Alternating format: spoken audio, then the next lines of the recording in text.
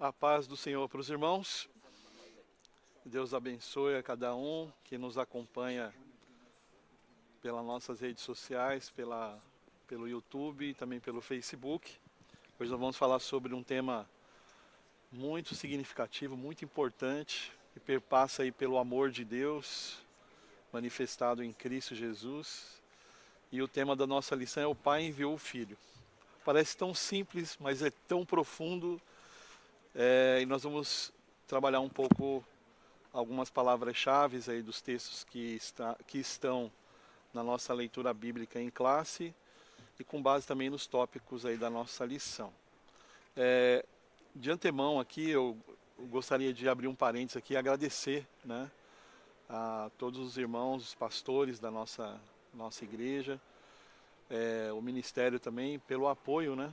A gente tivemos agora recentemente o passamento da nossa sogra, que era a nossa mãe, né? E ter o apoio ali dos irmãos ali foi muito importante para nós, né? Então que Deus recompense a cada um e abençoe em nome de Jesus, né? Irmãos, nós já temos bastante participação aqui no YouTube. Queremos agradecer a todos os irmãos que já estão participando. Tem irmãos até de Curitiba aqui já. Tem irmãos aqui que não perdem, irmão de Goiânia.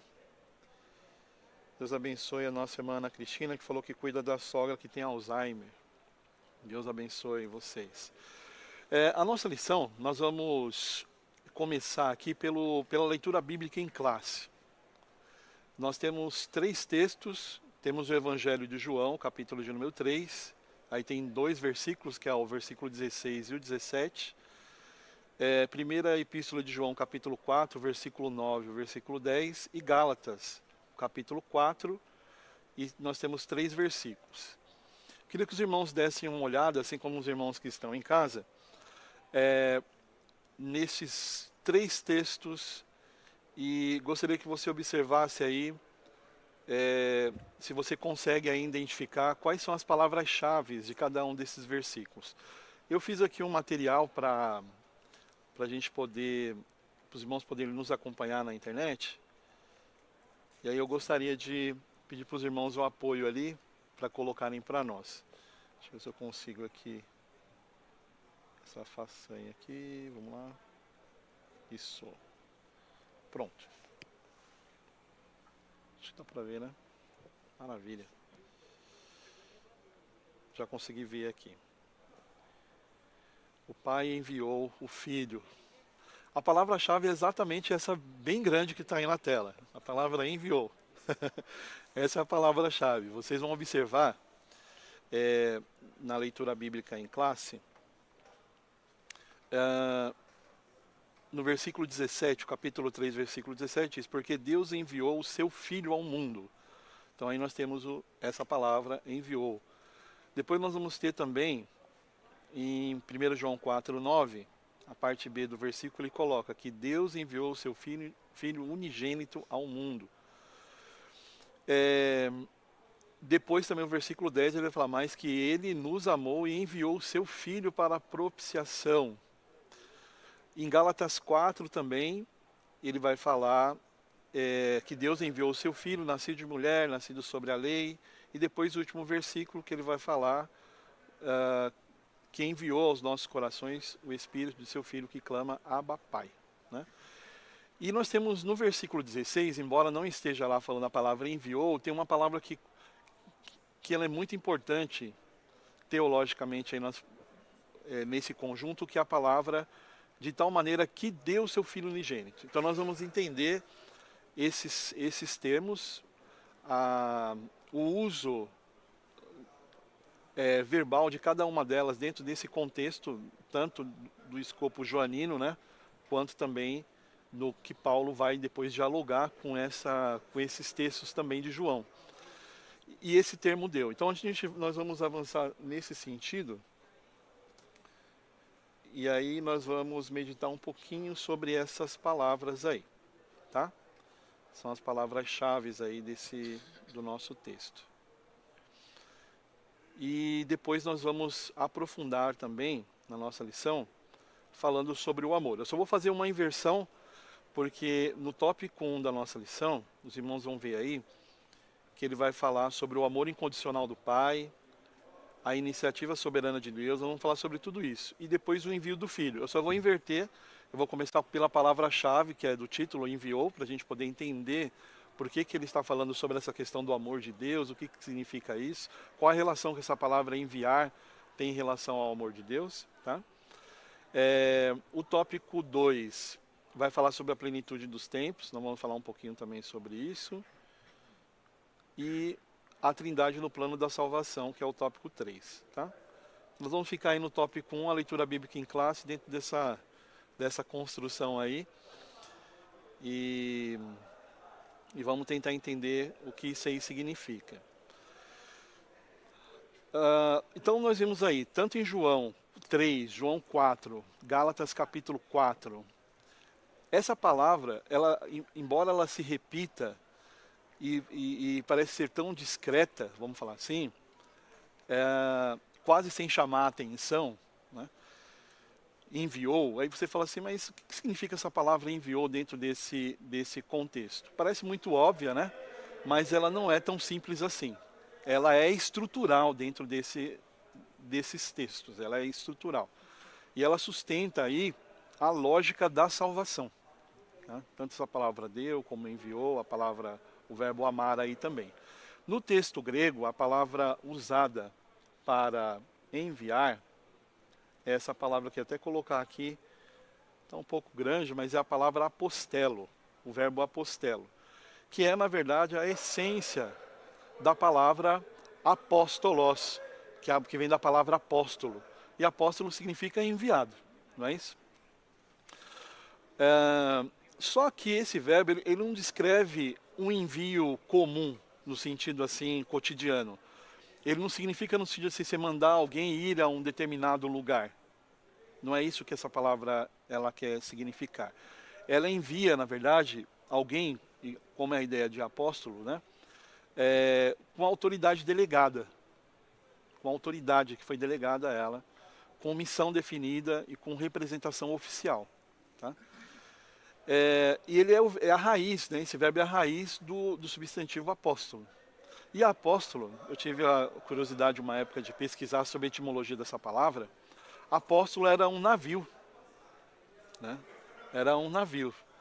Depois passou a ser o enviado passou a ser o piloto desse navio, e depois passou a ser um enviado de um rei a uma determinada província com uma mensagem, né? Com uma autoridade ali delegada, com uma missão ali definida, uma representação oficial, né? Sem gênero mesmo. E isso nos obriga, na verdade, a rever a nossa leitura, né, em relação a esse texto. Porque quando a Bíblia ela afirma que Deus enviou o Filho, ele não está dizendo apenas que Jesus ele veio ao mundo. Não, ele veio ao mundo, né? Mas ele está dizendo que o Filho veio investido da missão do Pai. Deus enviou o Filho, né? Carregando plenamente o que? A vontade de Deus, o seu caráter e também o seu propósito. Amém. E o seu propósito. E aí nós vamos para João 3,17. Se quiser abrir a sua Bíblia ou ficar na leitura bíblica em classe, nós vamos ver exatamente isso. O texto afirma, Deus enviou o Filho ao mundo, não para condenar o mundo, mas para quê? Para salvar. Então aí a gente vê um propósito, né, definido, para salvar. Só que esse verbo que é utilizado aí, isso que é uma coisa muito interessante, e aí a gente vai aprofundar essa ideia, ele está no tempo auristo, esse verbo, né? Ele aparece no auristo, que é a apestelen, né? E a apestelen, esse tempo verbal, ele descreve um ato pontual, histórico, decisivo. Quando a gente pega o auristo, ele não tem um tempo passado, presente e futuro, embora a gente acabe traduzindo ele como passado. Ele é um ato pontual, pontilear. Na língua grega nós temos dois tipos de tempo lá. Nós temos o tempo linear, que é passado, presente e futuro, e tem o tempo auristo, que é o tempo pontilear. Não existe um tempo. É um ato único. E isso é muito interessante, por ser um ato pontual, por isso que eu coloquei, inclusive, esse ponto grande aqui azul, né? Porque ele é histórico, ele também é decisivo, né? Ele não é um processo em construção. O texto não está, esse envio não é, ele está enviando aquela pessoa, está construindo todo um planejamento. Não, não existe não é um processo em construção. E também nenhuma tentativa de envio. Não é isso que ele está querendo dizer. Porque é uma ação soberana. É um ato soberano de Deus, né? E a ideia também dessa ação soberana, ela já é realizada porque já havia sido decidida. Então antes, por isso que ele fala, mas Deus prova o seu amor para conosco em que Cristo morreu por nós, sendo nós ainda pecadores. Nós nem o conhecíamos. O homem ainda não havia nem caído, Deus já havia decidido na eternidade nos amar e nos salvar e enviar o seu Filho. É uma coisa bem interessante de se pensar na construção verbal desse texto. Porque se a gente for ver as camadas desse texto, tá? O envio do Filho, ele não é uma reação ao pecado do homem, né? Mas uma decisão eterna de Deus, dentro desse verbo no auristo. A cruz, nesse sentido aqui, ela não é um plano B, né? O envio do Filho, no caso, é o plano original da redenção, né? É o plano original. Vamos mandar Jesus, vamos crucificar ele porque deu errado tudo que a gente tinha planejado. Não. Isso já havia sido decidido na eternidade. Já era um ato único, né? E histórico, decisivo, um ato soberano, não uma reação ao pecado. Isso é muito importante de se pensar dentro desse texto. E aí nós vamos ter também uma outra construção, que é o que está em João, 1 João 4, 9 ao 10. Porque o texto lá, o verbo, ele não está no auristo, a palavra enviar. Ela está no tempo perfeito. O tempo perfeito.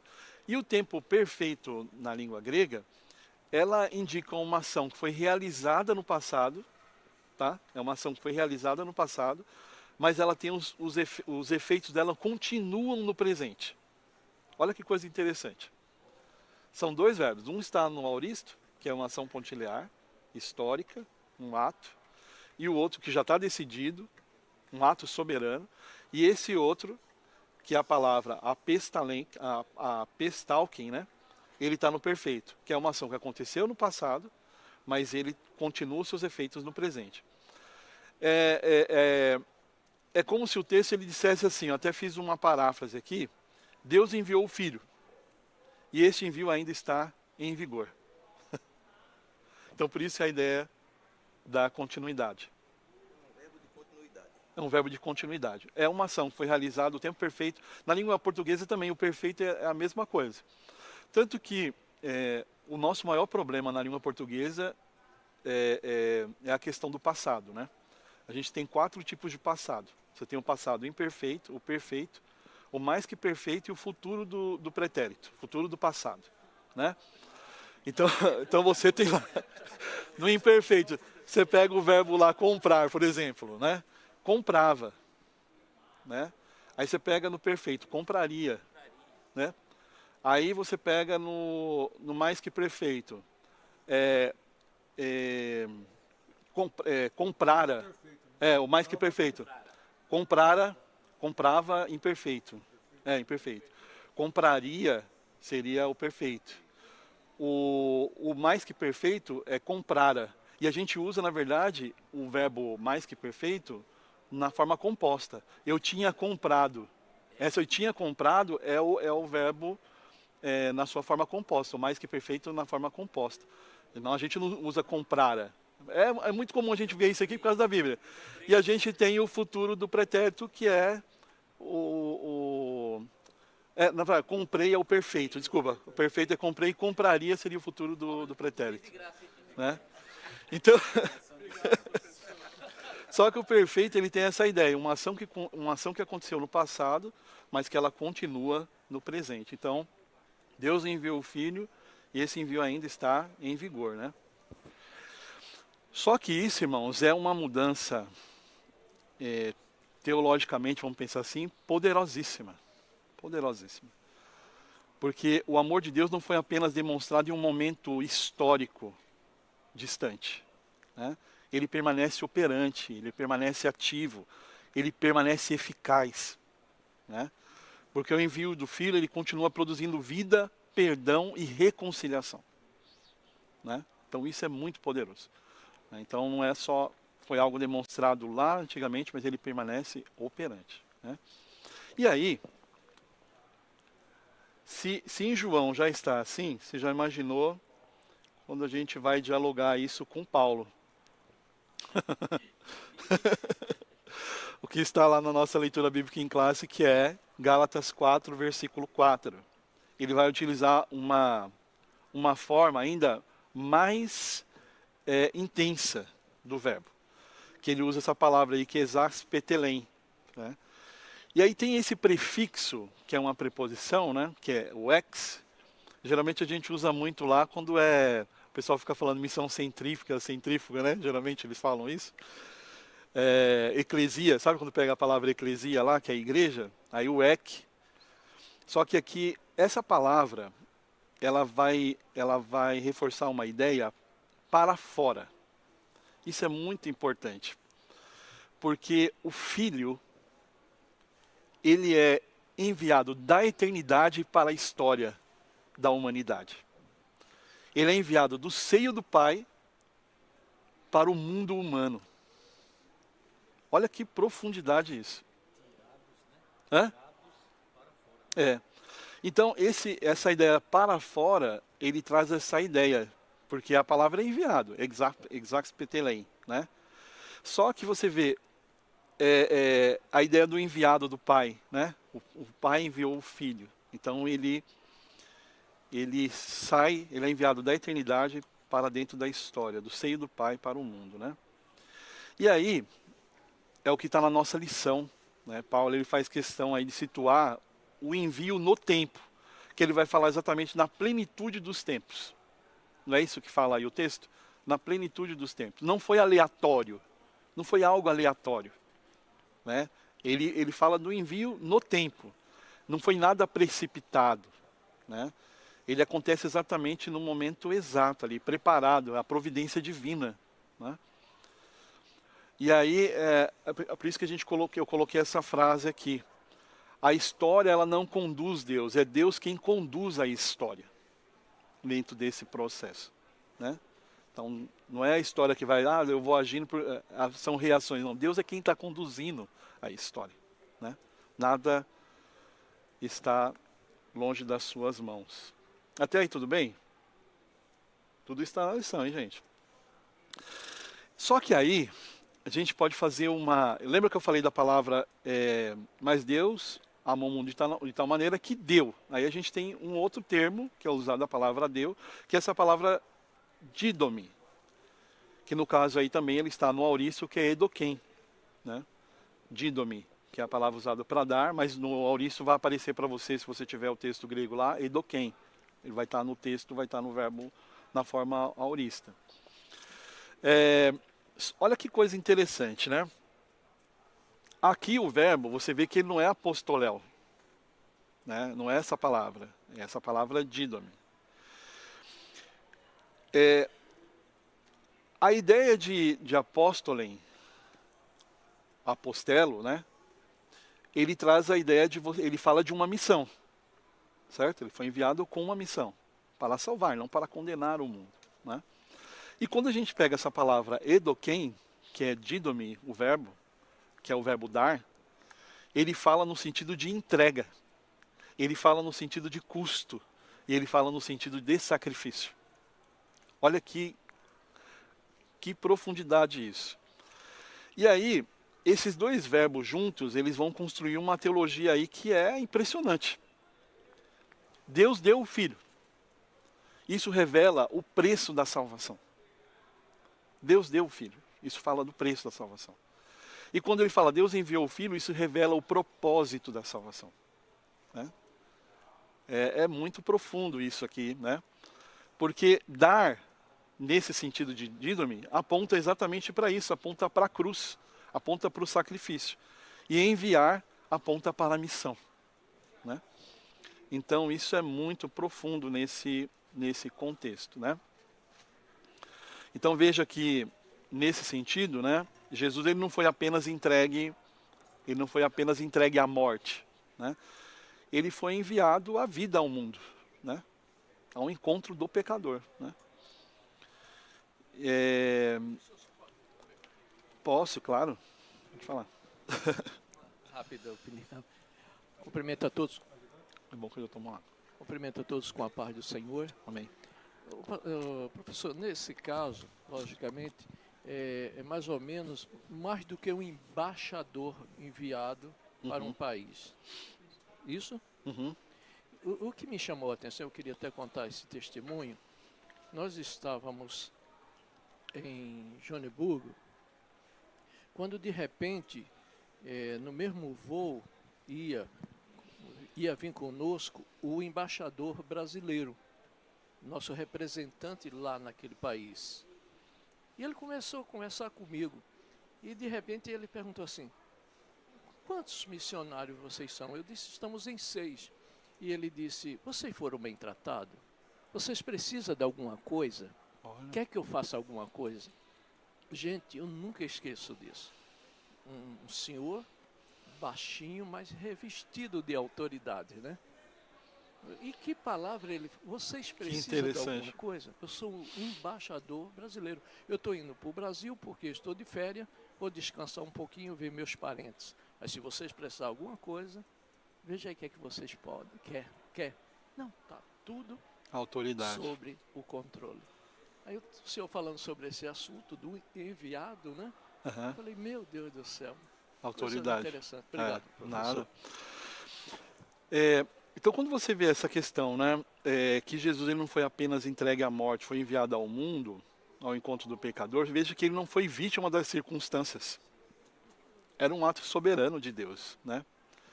E você vê que ele foi ali obediente e cumpre a vontade exatamente do Pai, né, que já havia determinado.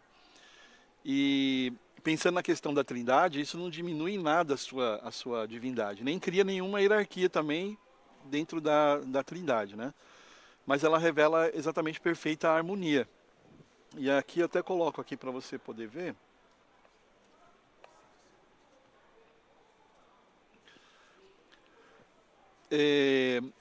O pai ele envia, você vê que o filho ele cumpre aquilo que o pai determinou, né? Ele obedece, né? Cumpre o que o pai de forma voluntária, né? E o Espírito ele aplica essa obra ao coração humano, né? Ao coração humano. Até aí tudo bem, gente?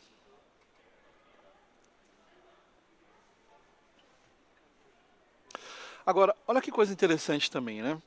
Essa verdade também, ela, algo que eu estava pensando, ela precisa nos alcançar. Você vê, se a salvação, ela começa com o envio do Filho, então ela não começa com o nosso esforço. Isso é bem importante pensar. Porque ela começa com a iniciativa soberana de Deus. E isso confronta, na verdade, toda a lógica do mérito, né? Da barganha, ou do quando eu melhorar, né? Então você vê que Cristo ele é o enviado. Ele fala, assim como o Pai me enviou, também envio a vocês. Agora nós temos uma missão aí, né? A mesma lógica do céu agora se estende também à igreja, né? Cristo foi o apóstolo, o apostaleis, né? Seria assim no caso no grego. O enviado, e olha agora para os seus discípulos e diz, assim como o Pai me enviou, também envio vocês. E essa lógica se estende a nós. E eu estava pensando aqui no impacto maior dessa lição. Não seja apenas aprender esses verbos gregos aqui que a gente viu, né? Mas perceber se a nossa fé nasce em um Deus que move-se em nossa direção, né? Você vê que é um Deus que ele se move até nós, né? E transforma as pessoas. E como ele transforma, nós não podemos mais viver sem essa missão, né? Pode ir. Professor, ali né, o senhor escreveu que não começa com o esforço humano, né? Não foi uma reação, né, à queda humana, isso né? destrói a lógica do Foi um mérito. ato soberano dele. Então esse versículo de João, 1 João 4, 10, Eu acho que define isso, né? Quando ele escreve que nisso está o amor. Não em que nós tenhamos amado a Deus, mas em que Ele nos amou e enviou seu Filho. Enviou seu filho. Isso aqui se encaixa bem nesse versículo, né? Exatamente. Nessa escrita, né? Exatamente. E na nossa lição aí, eu vou até ler com vocês aqui, o tópico 1, o 2 e o 3, depois a gente volta para o 1, tá? A lição fala assim, ó, quem pode ler pra gente aí? O item 2 e o item 3 do 1. Depois a gente volta para o 1. Iniciativa soberana de Deus. Eu acho que vai ficar mais claro o que eu tentei falar olhando os verbos. A iniciativa soberana de Deus, desde a eternidade, antes da queda do mundo, no Éden, demonstração o plano de redenção até mesmo anterior à fundação do mundo. O Filho já estava destinado para a nossa salvação. Aí, ó. Deus, em sua soberania e seu imensurável amor, tomou a iniciativa de enviar o Salvador, cumprindo seu eterno propósito de redenção. A Escritura ratifica que o amor divino antecede qualquer atitude humana, não em que nós tenhamos amado a Deus, mas em que Ele nos amou e enviou seu Filho para propiciação pelos nossos pecados. Portanto, a iniciativa da salvação não parte do ser humano, mas de Deus. Em sua soberania, misericórdia e compaixão, Deus decidiu agir em favor da humanidade caída. Pode continuar. O envio do Filho e a Trindade. Embora a missão do Filho seja descrita por meio do verbo enviar, a ideia aqui é de um presente gracioso de Deus. Em seu amor soberano, o Pai ofereceu sua dádiva mais preciosa, o seu Filho unigênito, para que por ele vivamos. Essa doação não implica hierarquia na Trindade. O Pai, o Filho e o Espírito Santo possuem a mesma natureza divina. A distinção observada é funcional, relacionada ao plano da salvação. O Filho é enviado para realizar a redenção. Essa dinâmica revela a harmonia e unidade da Trindade, uma única vontade e um único propósito. O envio do Filho é, portanto, uma expressão do amor do Deus triuno, que resplandece em toda a história da salvação. Amém. Obrigado, pastor.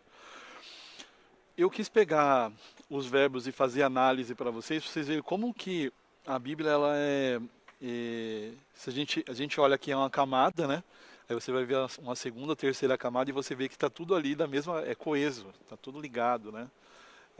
Não tem nenhuma incoerência naquilo que está sendo tratado, inclusive com o uso dos tempos verbais na língua que foi escrita. Então você vê a profundidade disso.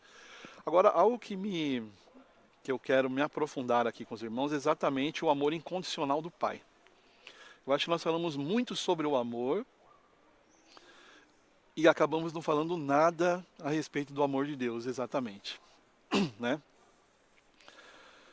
Vamos tentar abordar um pouco sobre isso. Pode ser que a gente também não consiga falar, né? Nós vamos tentar entender aqui. E a frase que eu vou trabalhar aqui é uma frase, inclusive, do próprio Tozer, que ele vai falar assim, que Deus não é amor. Ele vai falar sobre isso. Deus não é amor. Eu achei, assim, me chamou muita atenção e eu fui pensar, ler, por que ele está falando sobre isso, né? E aí eu quero convidar os irmãos para a gente caminhar um pouquinho sobre isso aí. Quem pode ler essa primeira parte aí, o item 1 do tópico 1? Quiser ler também? E aí a gente vai falar um pouco sobre isso. O envio do Filho e o amor do Pai. O amor incondicional do Pai. O envio de Jesus Cristo, o Filho unigênito do Pai, é a maior demonstração do amor de Deus ao mundo. O verbo grego para este amor é agapao, e o substantivo é ágape. Expressam a natureza essencial de Deus. e a busca pelo bem-estar de todos. Conforme usado, acerca de Deus, manifesta interesse profundo e constante de um ser perfeito para seres completamente indignos. Ensina que o amor de Deus não foi motivado por mérito humano. Ele amou o mundo, rebelde e perdido, e enviou seu Filho não para que condenasse o mundo, mas para que o mundo fosse salvo por ele. Este amor alcança toda a humanidade, é incondicional, plenamente gracioso, sacrificial e absoluto. Amém. Eu vou tentar, agora vem a polêmica aqui, né? Que é a parte que os irmãos vão participar também na internet, você pode colocar aí se realmente Deus não é amor. Mas ele coloca assim, ó, o Tozer falando, né? O apóstolo João, pelo Espírito, escreveu, Deus é amor, não é isso? E há quem tenha assumido que essas palavras sejam uma declaração definitiva a respeito da essência de Deus. Trata-se de um enorme erro, ele vai falar. João, com essas palavras, estava declarando um fato, não oferecendo uma definição. Igualar amor com Deus é um erro fundamental que já resultou em muitas filosofias doentias e gerou uma enchente de poesias vaporosas, completamente em desacordo com as escrituras sagradas e uma galáxia de distância do cristianismo histórico. E aí ele fala assim, ó, tivesse o apóstolo afirmado que amor é aquilo que Deus é, seríamos forçados a inferir que Deus é o que o amor é. Se Deus literalmente é amor, logo o amor é literalmente Deus e temos todo o dever de adorar o amor como o único Deus que existe. Se amor é igual a Deus, Deus é somente igual ao amor e Deus e o amor são idênticos. Portanto, destruímos o conceito de personalidade em Deus e negamos absolutamente todos os seus demais atributos, exceto um único, e esse substitui a Deus. Quando nós falamos de Deus, nós estamos falando de um ser que ele é único, em essência. Então, quando você entende a questão dos outros atributos, a palavra Deus é amor significa que o amor é um atributo de Deus, certo? Só que ele vai falar assim, o amor é algo verdadeiro a respeito de Deus, mas não é Deus. Isso expressa a maneira como Deus é em seu ser único, tal como as palavras santidade, justiça, fidelidade e verdade. Ou seja, Deus tem outros atributos que fazem parte do seu ser. E quando nós aprendemos sobre esses atributos, fica até mais claro da gente entender melhor o que significa o amor em Deus. Tá? Então, dos outros atributos, ele coloca assim, é possível aprender bastante sobre o seu amor. Podemos saber, por exemplo, que Deus é autoexistente. Deus não é autoexistente? Porque a gente tem os atributos comunicáveis e incomunicáveis. Seu amor, se a gente pensando essa questão do exemplo, Deus ele é autoexistente. Seu amor jamais teve começo. O amor de Deus jamais, ele não teve começo, porque ele é autoexistente. Né? Outra coisa, e porque ele é eterno, seu amor jamais terá fim. Sabemos que porque ele é infinito, seu amor não tem limites. E porque ele é santo, seu amor é a quinta essência da pureza imaculada. Sabemos que porque ele é imenso, seu amor é um mar incompreensível. Ele fala vasto, sem fundo, sem praias, perante o qual nos ajoelhamos e rejubilante em silêncio, e que é capaz de deixar confuso e sem palavras a mais requintada eloquência. Ou seja, o que ele está querendo dizer? Nós não podemos falar que Deus é amor, porque aqui as palavras elas não têm o efeito de conceituar, mas de apontar um fato. Deus é amor, ele em essência. Mas o amor não define Deus. É um atributo, né? É uma qualidade em Deus. E aí, estava pensando exatamente sobre essa questão hoje. Pensando no amor hoje. Porque em nosso tempo hoje, dizer que Deus é amor, ele soa até como um passe livre. No sentido assim, para o pecado, sem nenhum arrependimento, para a fé sem obediência, para a espiritualidade sem cruz. Deus é amor, né? Então, o amor foi transformado, na verdade, em um abrigo para consciências inquietas, né? Mas não em um remédio para corações doentes.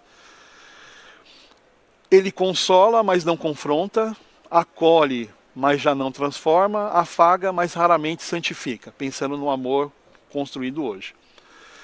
Então,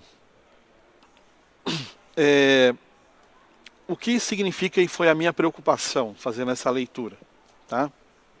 Aqui nós não estamos falando contra o amor de Deus, jamais, né? Mas contra a sua redução. Aí é onde está o perigo. Porque qual que é a tentativa moderna aqui? Né? É de fazer o amor de Deus um substituto de Deus. Um substituto de Deus. E não um atributo do Deus vivo. Né? Então, quando o amor, por exemplo, ele deixa de ser santo, ele deixa de ser divino. Quando o amor perde a ligação com a justiça e com a verdade, e com a soberania, ele não salva, ele apenas anestesia. Aí está uma grande diferença. Então, há uma diferença profunda, né, em a gente declarar que Deus ama e transforma, que Deus ama e transformar o amor em Deus. Não sei se deu para entender a ideia, né? Porque assim, no primeiro caso, nós nos curvamos diante de um ser santo que escolheu amar a gente. E no segundo, nós criamos um ídolo emocional, né? Moldado à nossa imagem, incapaz de julgar, incapaz de exigir e incapaz de salvar. Porque ele é um passe livre. Eu posso fazer o que eu quero. E no amor de Deus, a justiça. No amor de Deus, a verdade. No amor de Deus, a santidade. Né? No amor de Deus, a justiça. Deu para entender, não, a ideia? Então, o amor de Deus, ele não ignora o pecado. Ele enfrenta. Ele o enfrenta, e o enfrenta na cruz. Né? Ele não relativiza a verdade. Ele encarna a verdade. Né? Uma outra coisa também,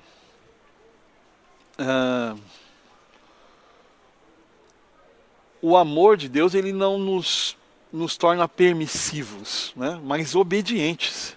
É o contrário. Né? E não é só superficialidade, né? Ele nos torna superficiais, mas profundos, enraizados. Então é exatamente essa a ideia, né? Que eu gostaria de trazer essa reflexão do Tozer, né? Deus, ele não é amor, Deus é Deus. Né? E é exatamente por isso que ele ama de forma perfeita. Então essa seria uma ideia aqui que eu queria trazer para os irmãos, para a gente pensar um pouco. Pode falar, Isaías. Paz do Senhor a todos.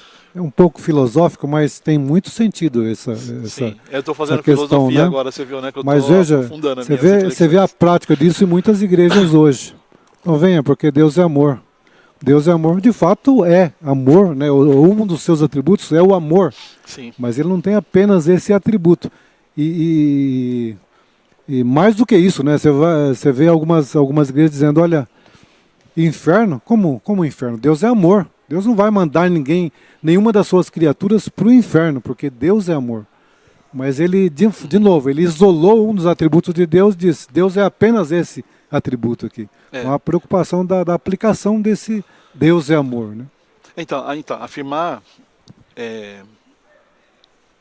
que Deus é amor é um fato, né, sobre ele, né, definir, mas a questão é assim, é quando a gente transforma isso numa equação, Deus é igual a amor. Né? E aí a partir daí todo edifício ele cai, né? Mas é isso. Então eu queria colocar aqui exatamente isso. Então a ideia hoje da questão do amor tem se formado num sinônimo de tolerância, de sentimentos abstratos. Né? Então para João, Deus não é uma emoção divina, mas um movimento de Deus em direção ao pecador. Né? Exatamente isso. Tudo bem até aí? Tranquilo? Alguém quer comentar alguma coisa? O Fernando? Não? O problema está exatamente quando a gente coloca isso, né? Amor é verbo, não adjetivo. Então vamos aprofundar um pouquinho mais sobre essa ideia aí. Os irmãos da internet também quiserem participar. Ao Gesiel Pontes, meu amigo lá de Jundiaí, colocou assim: ele adverte religiosos da atualidade que criam uma imagem de Deus à sua própria perspectiva. Exatamente, né? Irmão pastor Antônio Ferreira, Deus abençoe também, está nos acompanhando aí. Maravilha, os irmãos estão participando aqui.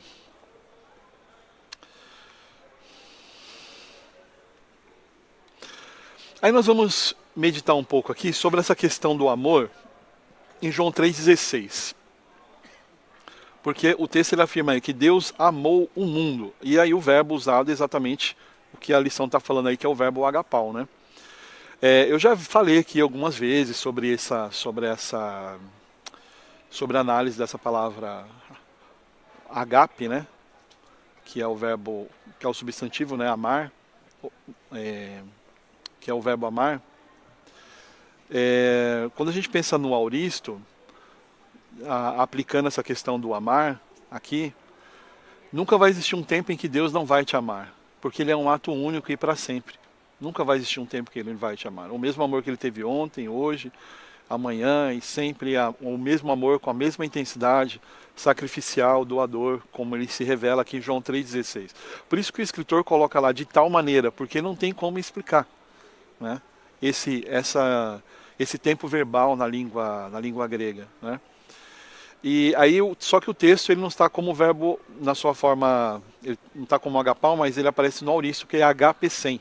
Acho que quando vocês forem ler vai estar assim lá. E ele não é exatamente o que a gente está colocando aqui, um estado emocional. Amor sem entrega, né? Um amor sem entrega. Porque quando João fala do amor, ele fala exatamente de entrega. Ele nunca vai aparecer de uma forma abstrata, o amor de Deus. Ele sempre vai se traduzir em entrega.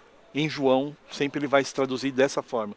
Não é algo abstrato, né? Porque ele fala assim, de tal maneira que deu seu Filho unigênito. E aí, isso é uma coisa muito interessante pensar, porque muda também a nossa forma de fazer a leitura, né? Porque o amor de Deus aí, ele não é medido, é por isso que eu coloquei essa questão aqui da intensidade, ele não é medido pela intensidade do sentimento, mas pela profundidade da doação em João, né?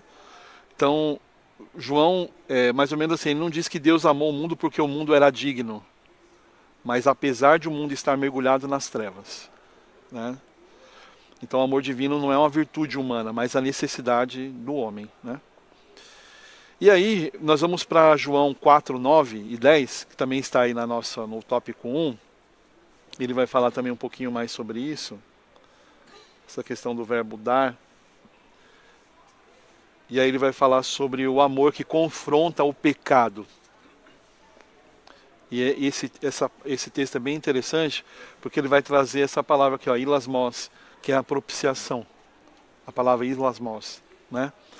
E aí a gente tem uma lógica nesse texto que vai deixar ainda mais claro, né? Porque ele afirma no texto, né, que Deus amou, mas ele diz, o amor de Deus ele foi manifestado. Ele fala assim, o amor de Deus foi manifestado, o texto vai dizer. Ou seja, ele tornou-se visível. Ele tornou-se visível, né? Tornou-se carne, tornou-se histórico, né? Só que hoje ele vai muito mais longe, esse conceito. Porque ele fala assim, nisso consiste o amor. Não em que nós tenhamos amado a Deus, mas em que Ele nos amou e enviou seu Filho como propiciação pelos nossos pecados. Aí a gente tem aqui essa ilustração, né? E aí ele desmonta até essa lógica religiosa comum, né? Porque o amor aí não começa no homem, mas em Deus, né? Em direção ao pecador. E aí João ele faz essa conexão entre o amor e a propiciação. O verdadeiro amor não ignora a santidade. Ele não ignora a santidade, né? ele não ignora o pecado, ele não relativiza a culpa, vamos falar assim, né? Ele não suaviza a santidade. Ele resolve o problema do pecado ali na cruz, né?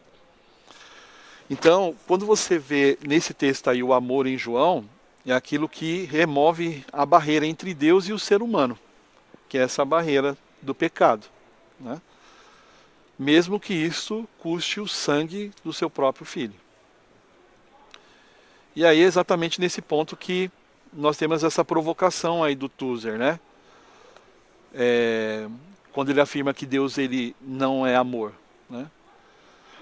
Ele não está querendo negar, mas ele está mostrando exatamente um atributo único de Deus.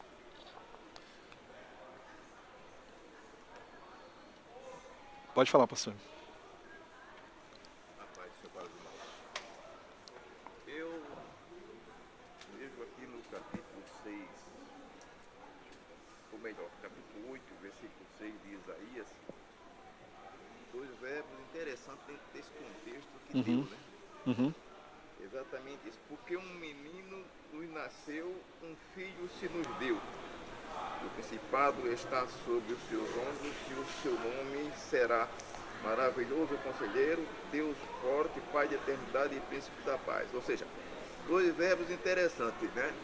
Ele deu, mas o menino nasceu, né? Veja bem, o verbo nasceu e o verbo dá, deu, não é? Porque um menino nos nasceu. Por que nasceu? Porque um filho foi dado. Um filho foi dado. É o envio, não é?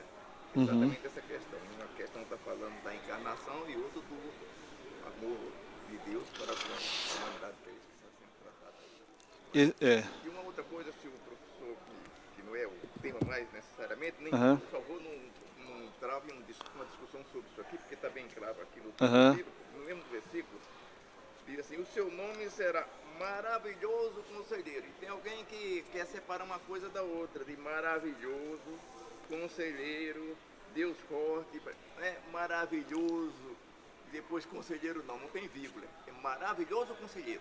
Maravilhoso conselheiro. Uma palavra só. Amém. Amém.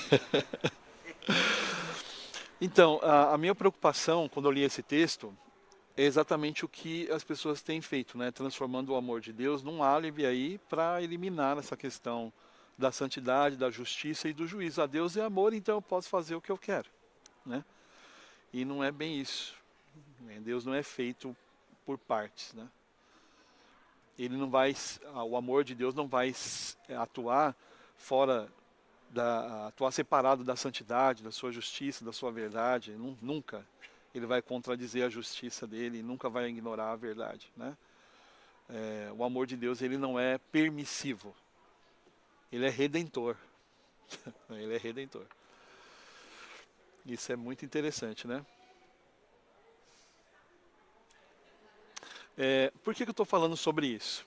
Se a gente eu não sei se vocês acompanham, às vezes eu fico lá na internet, olhando lá, né, no YouTube, vem aqueles vídeos de outras igrejas, a gente vai vendo, analisando o discurso ali que é falado. Eu paro, dou uma olhada mesmo. Aí você vê que essa confrontação, né, ela vai diretamente no amor pregado no nosso tempo, porque o amor moderno que é pregado, ele evita o confronto. Ele evita o confronto. Vem como você está, fica como você está, e assim, né, o amor de Deus não vai te exigir nada de você. É superficial. Por que acontece? Ele acaba rejeitando ali o sacrifício e coloca o eu no centro, né? Como você está, é assim que você vai ficar ali, né? E o amor, quando a gente pega essa questão do amor apresentado por João, ele coloca exatamente Deus no centro. Porque ele vai enfrentar as trevas que estão no nosso coração, não é? Porque ele passa pela cruz. Ele vai gerar uma nova forma de viver. Não tem como a pessoa estar em Cristo e ela não ter uma vida transformada. Não tem como, né? Quem foi amado por Deus não permanece o mesmo. Não permanece o mesmo. Porque ele foi alcançado por esse amor, né? E ele passa a amar outro de outra forma também, com verdade, com responsabilidade. Então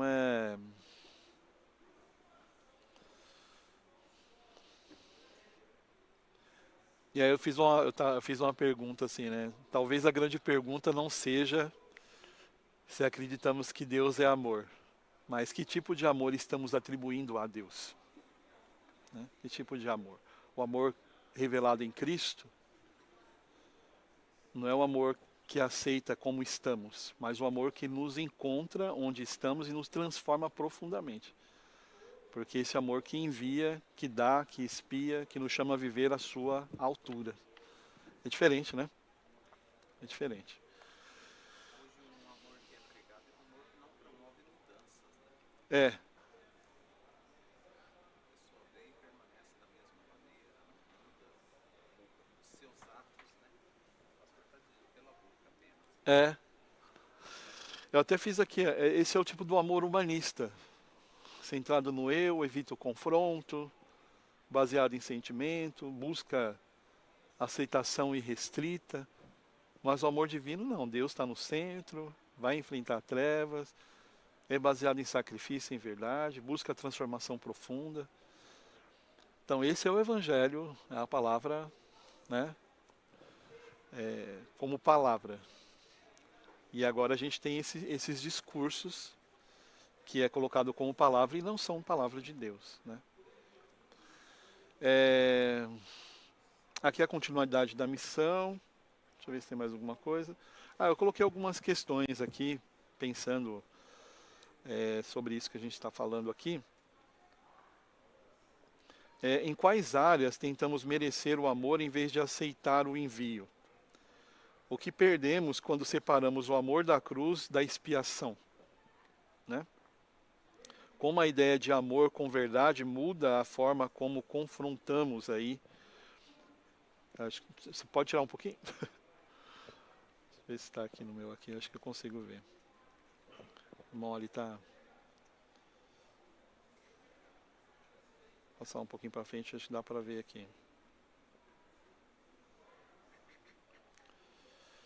Confrontamos o pecado na comunidade, né? Como a ideia de amor com verdade muda a forma como confrontamos o pecado na igreja. Eu coloquei comunidade, mas na igreja, né?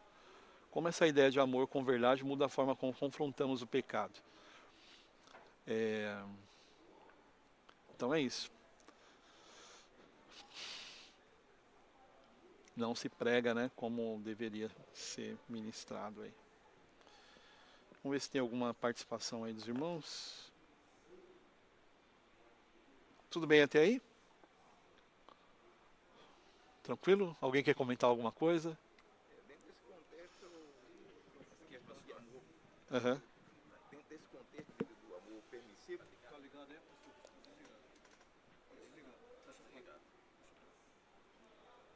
obrigado. Da outra vez que eu falei que ele estava desligado. Ou prova. Nessa questão do amor permissivo, Uhum. eu normalmente tenho dito que agora esqueci o que eu ia falar. Depois eu falo. Tá, vai lembrando. Eu vou falar aqui, os irmãos quiserem compartilhar aí alguma coisa, pode falar também, tá? Agora eu lembrei. Lembrou? Pode falar. Eu costumo dizer normalmente que o cristianismo é sinônimo de renúncia. De renúncia. Sinônimo de renúncia. Sim. Exatamente. Então, o amor de Deus é amor, mas não dispensa a renúncia. Só isso. Você vê, o verdadeiro amor de Deus, ele nunca nos deixa onde ele nos encontrou, né? Ele não deixa a gente lá, da mesma forma, né? Ele chama, ele confronta, ele corrige, ele transforma.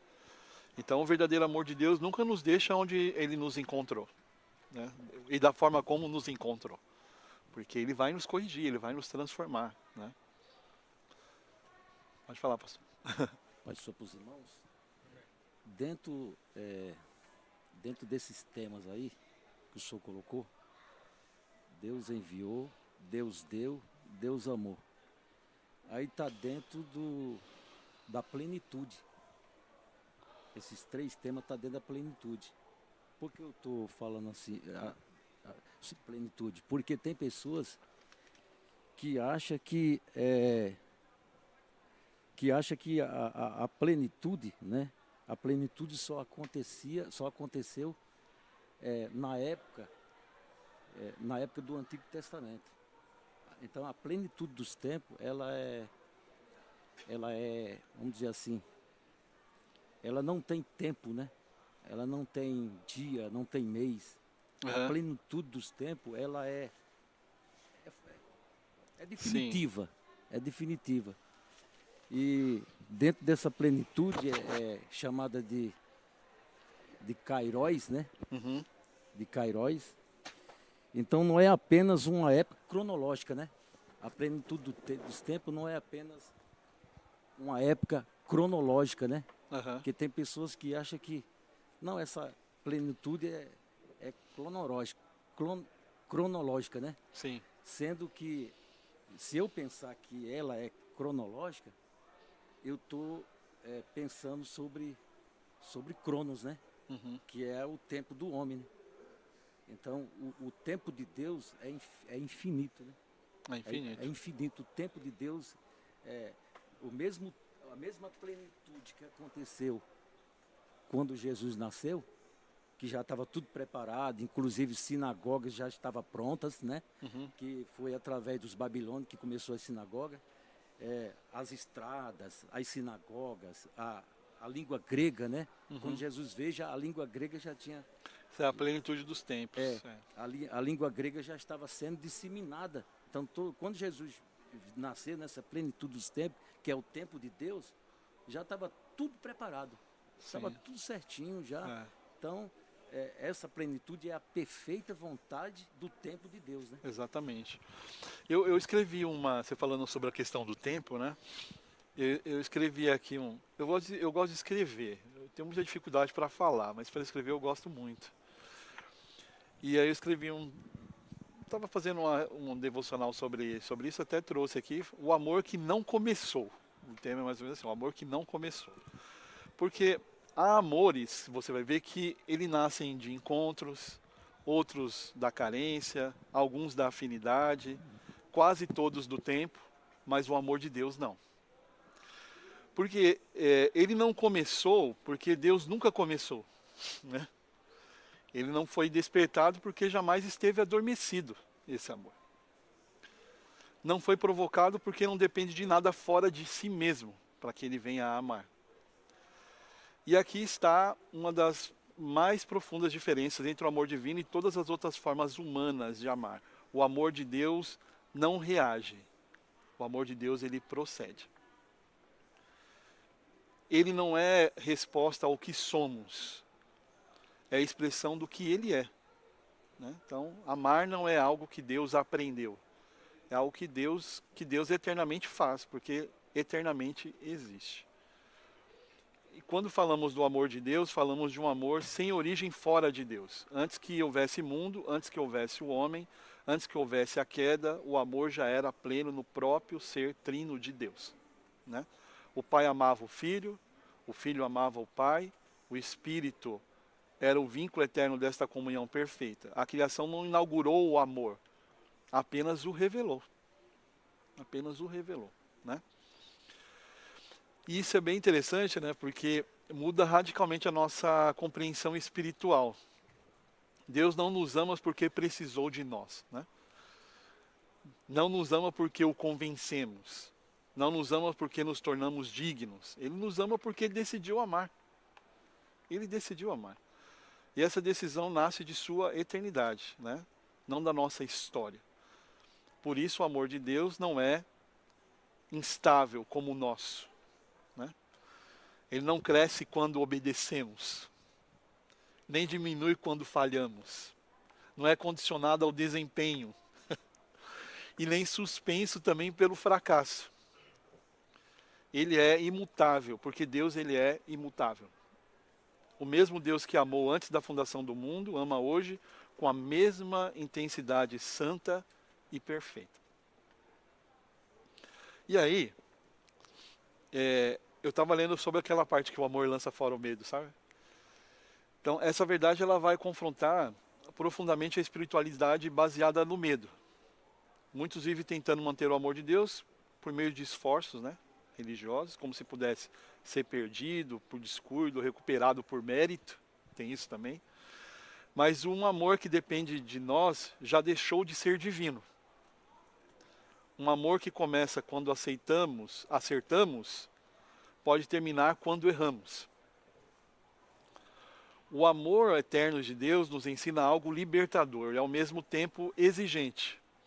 Não somos a causa do amor, somos o alvo desse amor, né?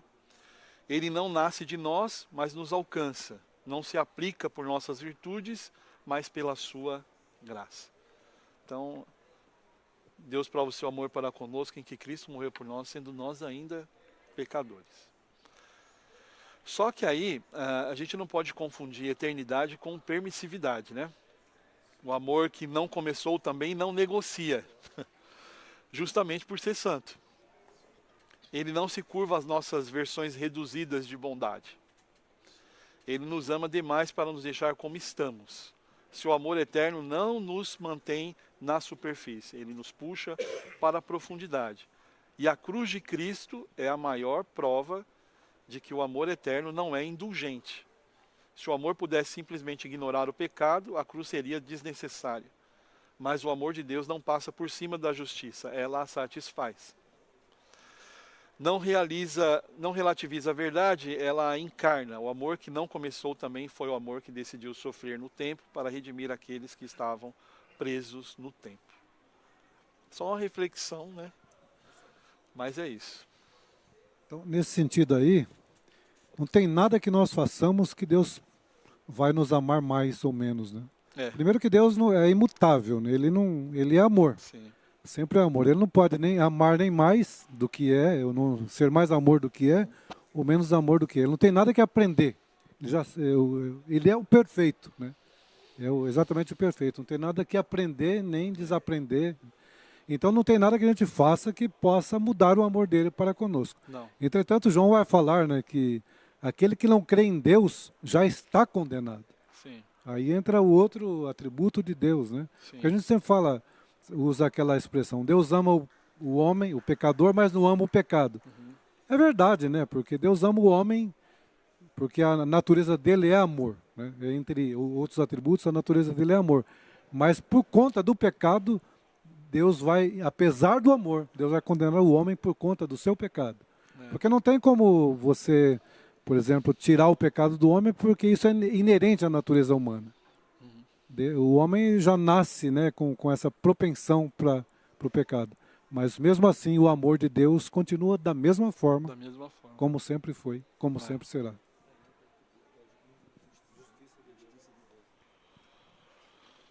Pode falar, pastor. Pegando o gancho ali da palavra do professor Isaías, essa expressão que está na Bíblia, capítulo 5, versículo 8, de Romanos, né? Uhum. Deus ama o pecador, mas aborrece o pecado. Sim. Então eu me lembro, professor Isaías, que eu participei de um debate, há alguns anos atrás, no programa Vejam Só. Do Vejam Só.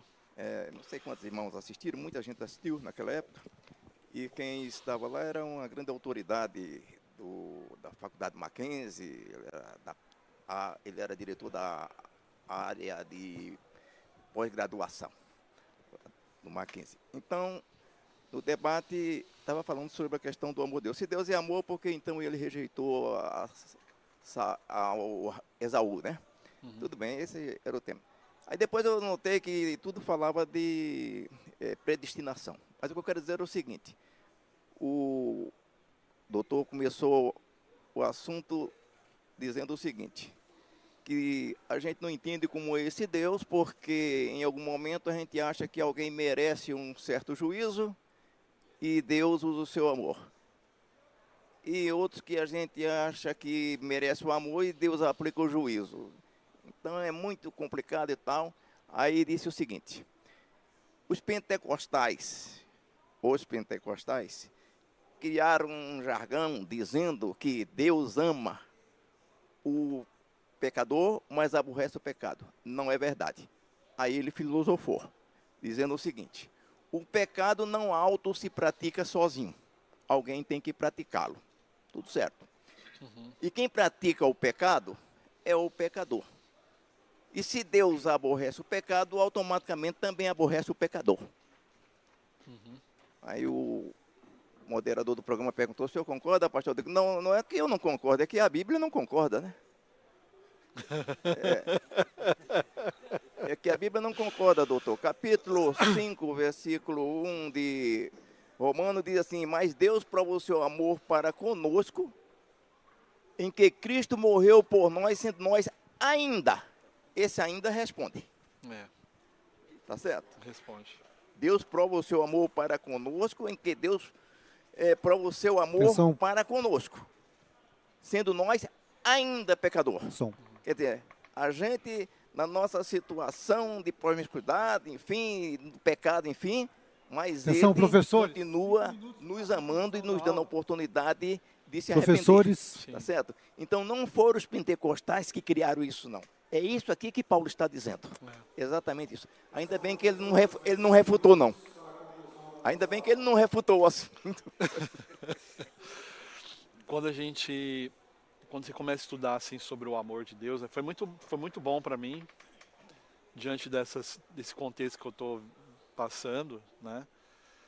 E a gente vai lembrando de tantas coisas e você vê, mesmo nós sendo tão, como o senhor falou, somos pecadores, somos falhos, e a gente tem o amor de Deus manifesto na nossa vida, na nossa família, em tudo que nós vivemos, né?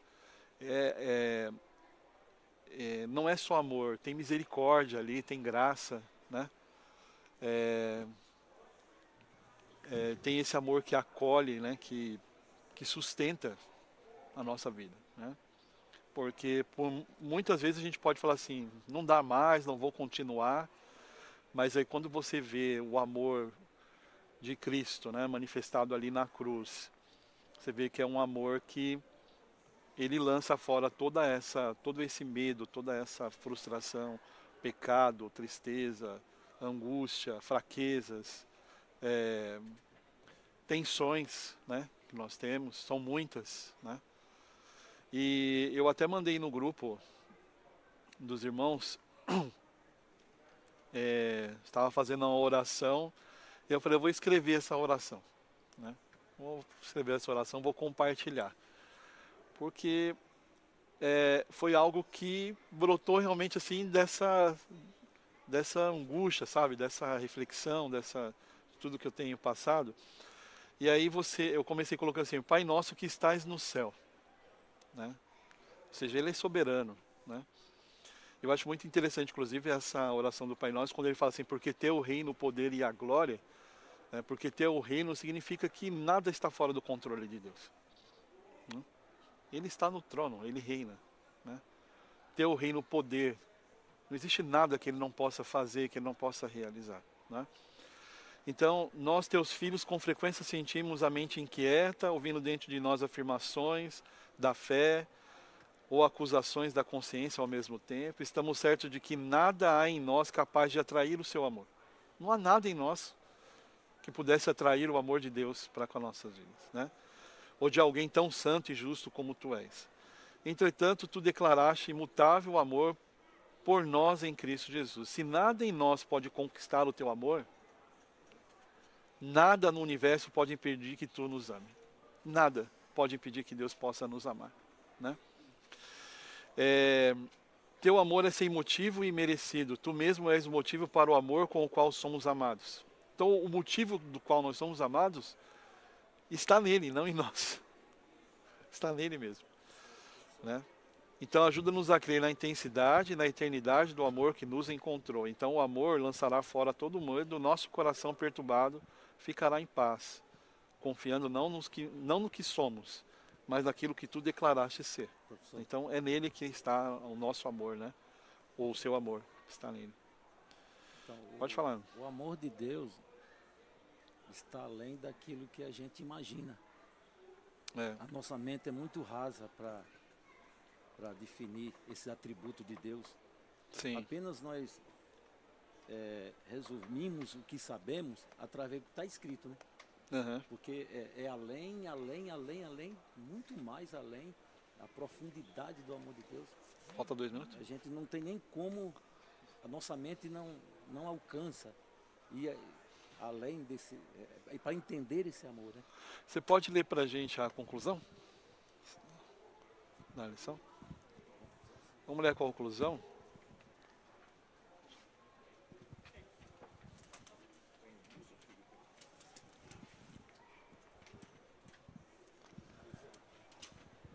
Vamos ler a conclusão da nossa lição?